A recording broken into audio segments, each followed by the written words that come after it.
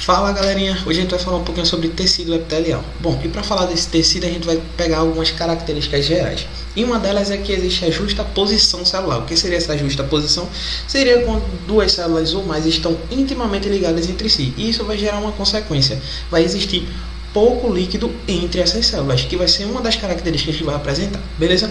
Ela é avascular, ou seja, não passa corrente sanguínea. Por exemplo, quando a gente ocorre um ferimento na pele, na verdade não atingiu a epiderme, sim a derme, que é a parte vascularizada, beleza? Mas é um tecido no geral avascular. Ela apresenta uma elevada taxa de mitose e isso é importante para reposição, para renovação do tecido, porque a pele, por exemplo, é um tecido muito sujeito à agressão e ela precisa ser constantemente renovada. E a outra característica que eu já tinha falado é pouco ou nenhum líquido intercelular. E quais são basicamente as funções desse tecido? Bom, de revestimento e proteção, como é o exemplo da pele, certo? Existe a absorção e a secreção de substâncias. Quando eu falo de absorção, é importante lembrar que, por exemplo, quando você usa gelol em um local que está roxo, essa pele vai absorver até levar uma musculatura para que seja um analgésico, certo? E existe a secreção de substâncias, por exemplo, na sua parte glandular. E existe a percepção de sensações também, que pode ser de tato, quando algumas terminações, alguns corpúsculos, e existem também aí de temperatura, que também estão relacionados a isso, beleza? E quando eu venho falar de tipos de tecido, é importante lembrar que ele é dividido em dois, basicamente. Esse tecido epitelial de revestimento, mas também pode ser glandular. E esse de revestimento, ele é classificado em dois. De acordo com o número de camadas e de acordo com a forma da célula. Quando eu venho falar de número de camadas, ele pode ser simples, e quando eu falo simples, eu quero dizer que só vai ter uma única camada, e isso é importante para facilitar as trocas, por exemplo, que acontece nos vasos sanguíneos e nos alvéolos. Existe o estratificado, que é o que tem várias camadas, ou seja, e está presente basicamente em partes do nosso corpo, em tecidos do nosso corpo que estão sujeitos à agressão, por exemplo, mucosa da boca, a nossa pele mesmo. E existe os pseudo-estratificados. Pseudo quer dizer falso, ou seja, ele é uma única camada, só que é uma única camada grossa, que vai até a lâmina basal, que as células apresentam diferentes formas e tendem a ir até a lâmina basal, que a gente vai falar um pouquinho mais à frente. Quando eu venho falar das formas dessas células, é importante lembrar do pavimentoso. Ela pode ser pavimentoso, pode ser cúbico, também pode ser prismático. Quando eu vou falar do pavimentoso, lembrar de pavimento da pista, ela é mais fininha e ela vai estar presente justamente naquela parte do corpo que necessita de trocas, ou seja, vasos sanguíneos e alvéolos. Ela vai facilitar a troca. Quando eu vou falar do cúbico, ele está presente na bexiga e tem uma observação a mais sobre a bexiga. E existe o prismático colunar, que é aquele que vai ter um formato de prisma, é um formato mais alongado, um formato de paralelepípedo, certo? E aí, quando eu venho falar de uma observação, por exemplo, o que seria um tecido epitelial de transição? Transição é quando ele está de um determinado jeito em um momento e determinado outro jeito em outro momento, certo? Por exemplo, a bexiga. A bexiga, quando ela está vazia, as células elas vão ter um formato cúbico. Só que quando enche, ela vai passar a ter um formato pavimentoso. E é bom fazer uma inter-relação, por exemplo, o que acontece nessa outra figura. Existe a classificação entre esses dois. Por exemplo, ele pode ser simples e pavimentoso, mas também pode ter mais de uma camada, ou seja, estratificado e também pavimentoso. Esse aqui é o pavimentoso simples. O cúbico, ele tem um formato cúbico, o prismático tem um formato prismático também e simples. Por que simples? Porque só tem uma camada. Já nesse caso aqui, ele tem mais de uma camada, por isso que é estratificado, beleza? E quando eu vou falar dos tipos de tecido epitelial, ainda vou falar agora do glandular. Esse glandular aqui é classificado em dois: o modo de secreção e o local de excreção, ou de secreção também, beleza? E é importante lembrar que quando eu venho falar desse modo de secreção, o primeiro é o merócrina. A merócrina, ela libera apenas a secreção, ela não libera nenhuma parte da célula, certo? E é caracterizada pelo suor, a glândula sudorípara.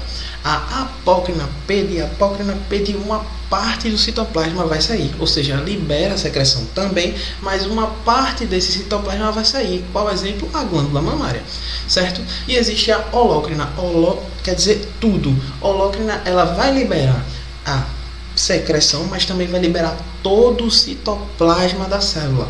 E um exemplo disso é a glândula sebácea. E quanto ao local, esse local ele pode ser fora da corrente sanguínea, dentro da corrente sanguínea, ou pode acontecer nos dois. Quando eu venho falar de uma que é fora da corrente sanguínea, eu vou falar de uma glândula exócrina. E para isso acontecer, para ela jogar, por exemplo, um hormônio fora da corrente sanguínea, é preciso de ductos. Esses ductos estão presentes justamente nas exócrinas. Quando eu venho falar daquelas que já jogam dentro da corrente sanguínea, eu estou falando das endócrinas e não necessitam do ducto secretor, certo? E existem as mistas, que também são conhecidas como anfícrinas, que é representada pelo pâncreas, ou seja, elas jogam uma parte na corrente sanguínea e uma parte fora, certo? Por que o pâncreas é isso? Bom, ele é dividido em 3 partes basicamente: alfa, beta e gama. A parte alfa e beta vai ter a liberação, por exemplo, na alfa de glucagon, e vai existir na beta a de insulina, e esses hormônios vão cair na corrente sanguínea. Já a parte gama vai liberar o suco pancreático, que vai cair fora da corrente sanguínea, por isso que existe essa parte exócrina, certo? Essa figura aqui é basicamente para mostrar o que seria esse ducto coletor, certo? Esse ducto excretor, na verdade. E aí, algumas características da pele. Bom, pele é o maior órgão do nosso corpo, certo? E ele é representado basicamente pelo quê? Pelo tecido epitelial também. Esse epitelial ele é dividido em epiderme e derme. Quando eu vou falar de algumas funções da pele, por exemplo, ela tem a função de proteção. Através de quê? Existem as células de Langerhans, certo? Que elas vão reconhecer determinado patógeno que tem na nossa pele e vai ativar e vai avisar o nosso sistema imune para que possa atacar. Existe também o pH ácido.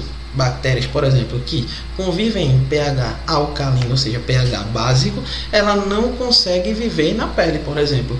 Existe também a função de regulação térmica por meio de quê? Das glândulas sudoríparas, porque quando a gente sua, tem a água. Essa água ela vai roubar a energia do nosso corpo na forma de calor e vai liberar. Isso vai gerar um esfriamento na nossa pele e a nossa temperatura tende a se regular.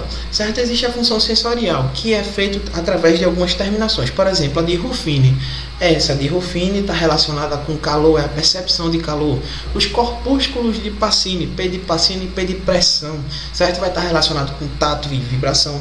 Existem os discos de Merkel, que vão estar relacionados também com pressão e tração. As terminações nervosas, que vão estar relacionadas com estímulos térmicos, mecânicos e dolorosos. E existem as de Mesny e Merner, eu não sei falar, seria para o tato.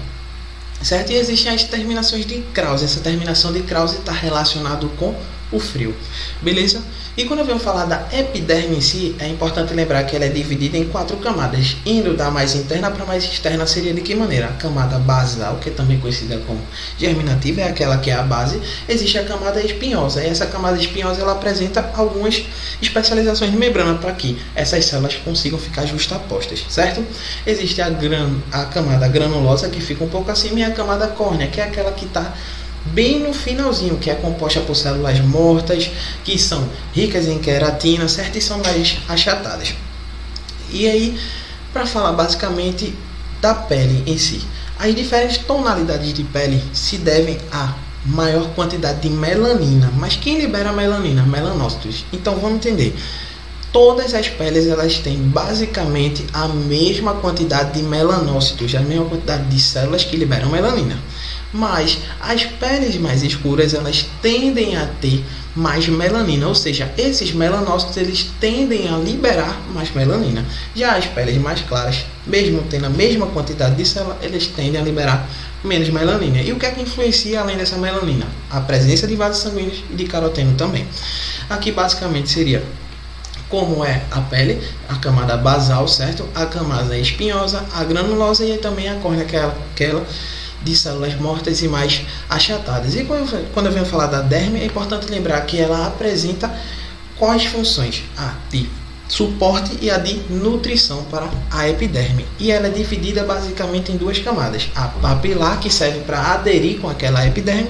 Existe a reticular, que é onde vai estar presente o que? Os vasos sanguíneos, linfáticos, as terminações nervosas e 2 glândulas, basicamente. A glândula sudorípara e a sebácea.